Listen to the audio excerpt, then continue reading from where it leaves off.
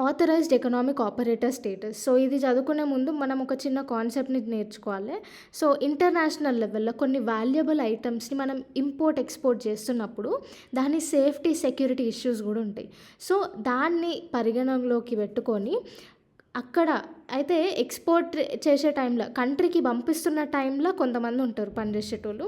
అక్కడి నుంచి వేరే కంట్రీ ఈ పంపించిన గూడ్స్‌ని తీసుకోవడానికి కొంతమందుంటారు. సో, మధ్యలో ఈ ట్రాన్స్‌పోర్టేషన్ సెక్టర్‌లో గూడా కొంతమందుంటారు. సో, ఈళ్ళందరూ స్టేక్ హోల్డర్స్ అనమాట. సో, ఈ స్టేక్ హోల్డర్స్‌తోని ఈ గూడ్స్ అన్నీ సరిగ్గా ఉన్నాయా? సరిగ్గా చేరుతున్నాయా? అని వీళ్ళే సర్వివలెన్స్ చేయడం ఈ ఆథరైజ్డ్ ఎకనామిక్ ఆపరేటర్ యొక్క మెయిన్ ఉద్దేశ్యం అనమాట.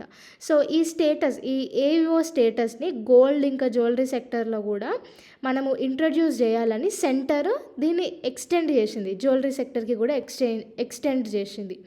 సో, ఇదేం లేదు, వరల్డ్ కస్టమ్ ఆర్గనైజేషన్ అనేది ఇంటర్నేషనల్ సప్లై చైన్‌లో సెక్యూరిటీ ఇంకా మూవ్‌మెంట్ ఆఫ్ గూడ్స్‌ని క్లోజ్‌గా అబ్జర్వ్ జేయడానికి అక్కడున్న స్టేక్ హోల్డర్సే వాళ్ళు వాళ్ళ హెల్ప్ తీసుకొని ఇంటర్నేషనల్ సప్లై చైన్‌ని క్లోజ్‌గా మానిటర్ జేయడమే దీని మెయిన్ ఉద్దేశ్యం అంతే ఇంకా.